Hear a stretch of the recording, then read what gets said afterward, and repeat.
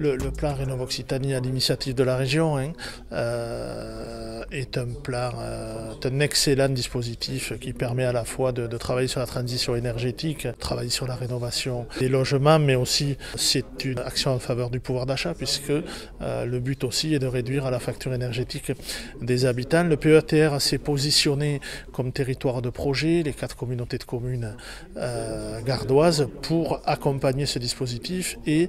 jouer le rôle de guichet unique, c'est-à-dire de centraliser les demandes depuis le PETR et d'aller vers la population pour favoriser la transmission d'informations entre la région Occitanie et puis les particuliers. Nous sommes dans une période d'urgence climatique et nous devons absolument accompagner tous les dispositifs, toutes les mesures qui vont permettre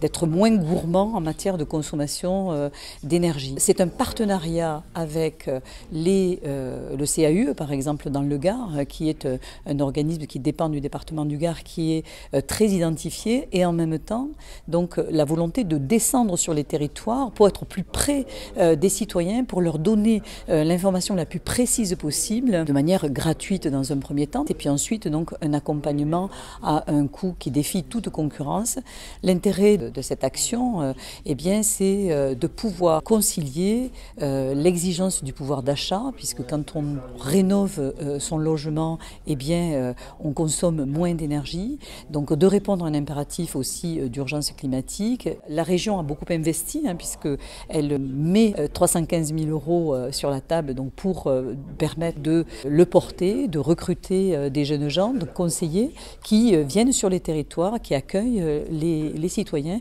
et qui leur donnent des conseils pour lancer la rénovation énergétique de leur logement. Il est de notre devoir d'aller vers les habitants, de ne pas être qu'une structure technocratique qui gère les fonds régionaux pour le compte de la région, mais au contraire d'aller en direction des communautés de communes, des communes. Alors aujourd'hui, on voit qu'il y a un petit déficit d'information puisque les permanences ne sont pas totalement occupées par des rendez-vous et qu'il y a encore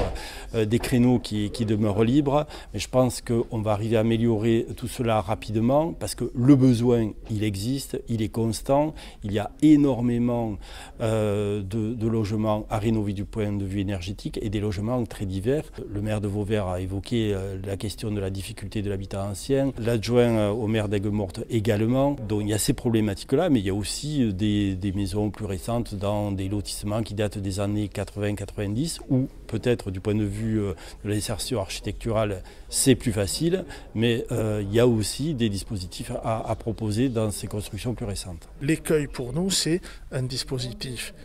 Oui, aider à la rénovation, oui, mais tenir les prix pour que les personnes qui sont le plus impactées par ces inconvénients puissent engager des travaux. Il ne faut pas que ça se transforme comme les aides aux voitures hybrides, avec des voitures hybrides qui coûtent 40 000 € et seuls pourront être vertueux ceux qui peuvent acheter cette voiture-là. Voilà, donc moi j'insiste là-dessus, c'est un dispositif qui doit s'adresser aussi aux gens qui souffrent, et il y en a.